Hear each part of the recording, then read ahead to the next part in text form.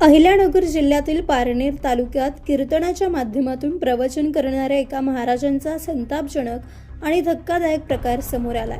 वारकरी शिक्षण संस्थेचे अध्यक्ष आणि कीर्तनकार असलेल्या यशवंत थोरात उर्फ अण्णासाहेब गुंजाळ याने एका अल्पवयीन मुलीवर तब्बल 5 वर्षांपासून धाक दाखवत वारंवार अत्याचार केल्याचा आरोप करण्यात आलाय। या प्रकरणी पीडित मुलीच्या भावाने दिलेल्या तक्रारीनंतर पारनेर पोलीस ठाण्यात या संशयित आरोपी विरोधात अत्याचारासह पोस्को कायद्यानुसार गुन्हा दाखल करण्यात आला।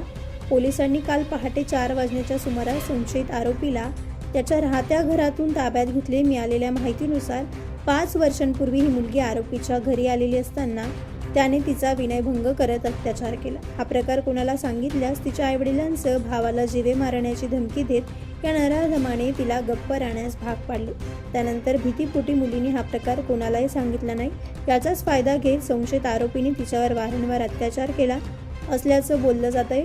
दरम्यान 10 मार्च रोजी संशयित आरोपीने पुन्हा फोन करून मुलीला घरी बोलावले, मात्र तिने नकार दिल्यानंतर आरोपीने तिला धमकावले। मुलगी घरी आल्यानंतर आरोपीने तिला मारहाण करत लोखंडी पकड गरम करून चटके दिल्याचाही आरोप करण्यात आला। त्यानंतर या नराधमाने तिच्यावर पुन्हा अत्याचार केला असे तक्रारीत नमूद करण्यात आले आहे। या प्रकरणाची गंभीर दखल घेत पारनेर पोलिसांनी आरोपीला अटक केली असून जिल्हा न्यायालयाने त्याला 20 मार्चपर्यंत पोलीस कोठडी सुनावली आहे। या प्रकरणाचा पुढील तपास पोलीस उपनिरीक्षक रणजित माळा करीत आहेत। दरम्यान कीर्तनातून समाजाला संस्कार आणि प्रवचन देणाऱ्या महाराजांनीच अशा प्रकारे कौर्याची परिसीमा ओलांडल्यामुळे पारनेर तालुक्यासह संपूर्ण जिल्ह्यात संतापाची तीव्र लाट उसळली। नवतेज महाराष्ट्र ब्युरो, पारनेर।